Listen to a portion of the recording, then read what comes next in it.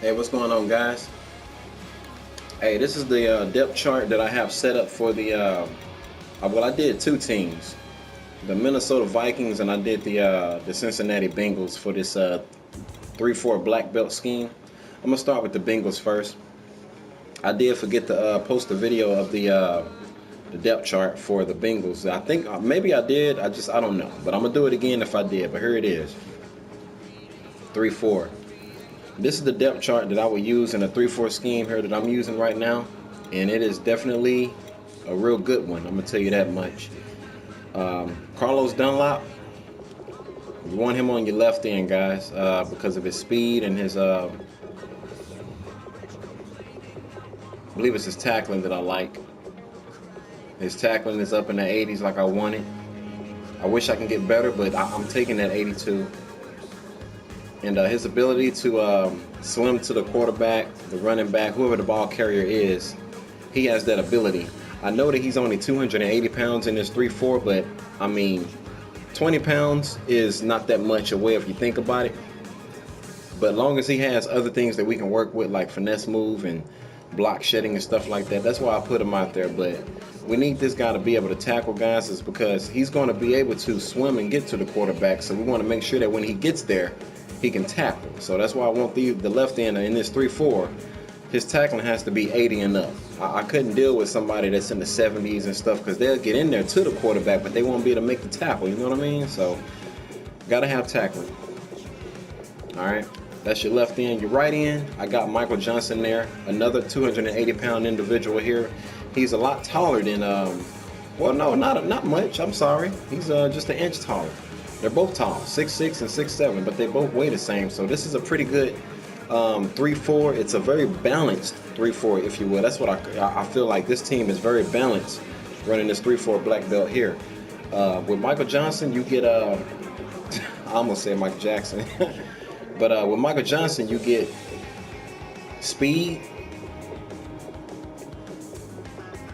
Make sure he can tackle now. So that's important for these linemen to be able to tackle. Yes, he's right there. He is right there where I need him, right on the dot. But I mean, 80 and up is what you want, and he gives us just that. So tackling is good. He has the ability to get to the quarterback, not through his power move or his finesse move, but he can shed blocks. Close enough, guys.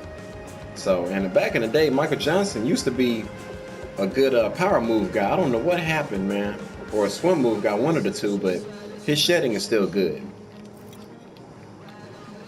The most important player on the field in the 3-4 is your nose tackle, your one tech. This is the most important guy on the field right here. GENO ATKINS, I have him here because he's 303 pounds. Now, if he weighed like 325, like we had like a daggone Dontari Poe from the Chiefs, he's perfect for this scheme.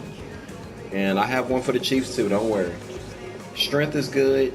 Awareness is magnificent, guys. Tackling is okay. I wish I had a little bit better tackling than just that. We do have Dan Williams down here. Oh, my bad. I wish it was Dan Williams. That's Deshaun Williams. I wish that was Dan Williams, the guy that played for the Bucks. Man. But anyway, tackling's good. Power move is awesome. He's going to basically bull rush his way through that center.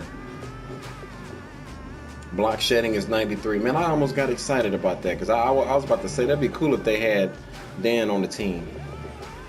But 93, 98 power move, that's great. He's going to be a nice anchor for your 3-4. If the 3-4 crumbles, it's because of this. It's because of GENO. So everything revolves around GENO in this 3-4 scheme. Trust me. And also your outside linebackers and your middle linebackers are also three important guys too. We got Carlos over here. He's going to help out. He's going to help out Dunlap, and we got him there because of his awareness. You know, he's basically a zone cover guy here for pass and stuff like that. He can also tackle too. He's not necessarily a fantastic pass rusher, but what I put him here for mainly is that zone coverage, guys. He has like a magnificent zone coverage rating here that's higher than any of those I've seen in the game to have an 87 zone coverage rating. I think there's somebody out there that has 88. I'm not sure. I have to check. But Carlos is going to help out Dunlap over here. We're going to keep Ray Maluga at the middle linebacker spot because he's a nice sized guy. Speed is good. Very aware. He can tackle. Yes, he can tackle very well. Hit power is nice. He's going to be up there with Burfict, up there making you fumble the ball. Play rec is good. Zone coverage is 79. That's not bad, guys. It really isn't. It's actually very good. This young man right here, Vontaz Burfict, is going to help out your right end, Michael Johnson. He's going to cover him. Basically help him out, if you will. All right. Burfict, I put him there specifically because his ability to make you fumble the ball. He's smart. He's aware. He's more of a team captain on the team, if you will. Tackling 91, hit power 95. Power move is good. He can pass rush a little bit right there. Shedding blocks if he comes in contact with a blocker. Pursuit is very nice. He's going to chase down the speedy running back, get him at a good angle. Play rec is high. Zone coverage is nice. So you got two guys that can zone cover on both sides of the daggone line right there. That's beautiful. Cornerbacks, Dre and your boy Darquez. I put these two guys here not because of their zone coverage and man coverage ability. I mean, by default, we get that because these guys are hired to cover the ball and try to intercept the pass. But the main reason I put them there is because of their physicalness. Okay, one of them can catch too. I like that. They're real physical. Okay, we got a guy that can tackle at 71. That's not bad. But when I say physical, these guys, their zone coverage is, man, their zone coverage is all right. Okay, it's okay. But due to the fact that they're so physical, that 90 and 92 press rating, they're going to be able to bump and slow down a talented receiver from getting out to his route. Our 3-4 on the line, those three guys we have on the line and the outside linebackers are so nasty to the point where Dre Kirkpatrick and Darquez Dinner are going to press those wide receivers, getting them off their route, delaying the quarterback's read just a little bit, and it's going to give our defense is going to be rushing the heck out of daggone quarterback. So if he doesn't think fast, if your opponent's route reading ability isn't quick and snappy, he's going to throw up a duck because, Drake Kirkpatrick, they're going to press the guys. He's going to end up throwing a pick. He's going to end up throwing the ball too early, and the wide receiver is not going to be in route because these guys are going to press at 90 and 92. And that defensive line is going to penetrate so nicely and open up the gaps of the for the outside linebackers to get through, and the quarterback isn't going to have time. So I figured if I can get these guys to press real good, they're going to wreak havoc out there on defense, guys. I'm telling you. Watch. Just play with this roster and see what I'm talking about. Adam Jones is going to be a free. Normally, Adam is your number one cornerback, guys. He really is. He's the number one cornerback. But I put him here because of his awareness. Very smart, intelligent young man right there. Tackle's okay. Tackle's better than an elite Deion Sanders.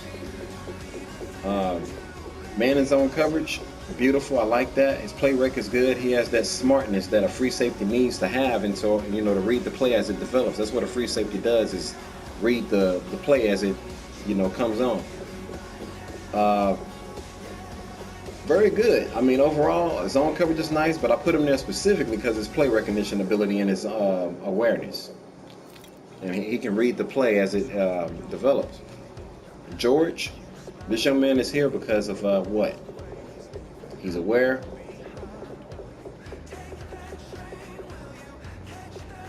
Will tackle you to an extent. I mean, a strong safety's tackling is supposed to be way higher than 65, but he's going to have help out there, trust me. If it gets too hectic for him, you can put in this guy, the main guy. Matter of fact, we'll put him up a little closer. But I like George here because of his ability to play rec is good. Zone coverage. A lot of passes are going to be thrown deep middle of the field, and I want George to kind of get himself into situations where he can catch that ball.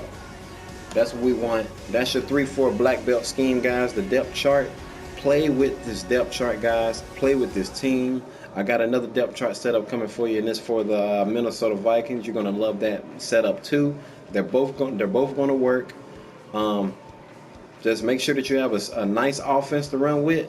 Hey, you in there. And I'm going to try to see if I can get some offensive schemes out. I'm not necessarily an offensive-minded person. I apologize about that. I'm more defensive-minded. But if anybody is a offensive-minded person, help me out. You know, I mean, get the vids up. Let us see what you're doing.